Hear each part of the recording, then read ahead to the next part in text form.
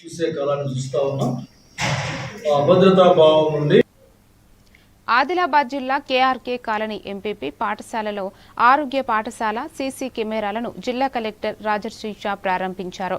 విద్యార్థులు ఏడాదికి కనీసం 200 రోజులు పాఠశాలలకు హాజరైతే అదనపు ఉపాధ్యాయుడిని కేటాయిస్తున్నామని హామీ ఇచ్చారు.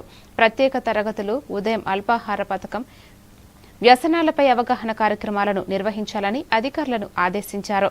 పాఠశాలకు సహకరించిన దాతలు మౌనీష్, శ్రీకాంత్లను ఈ సందర్భంగా కలెక్టర్ సత్కరించారు. సో మీ అందరూ మంచి భవిష్యత్ కోసం ముఖ్యంగా మీ టీచర్స్ కానీ మీ హెచ్ఎం గారు చాలా కష్టపడుతున్నారు. ఇందాక మీ స్కూల్ పర్ఫార్మెన్స్ కూడా చూసుకుంటూ ఎన్రోల్మెంట్లో కానీ కూడా 394 మంది పిల్లలు కూడా కోరుతున్నాము. డైలీ మనం ఏవైతే యాక్టివిటీస్ చెప్తున్నామో అది ఎక్కడైనా డేవియేషన్ లేకుండా దయచేసి జరుపుకోవాలి.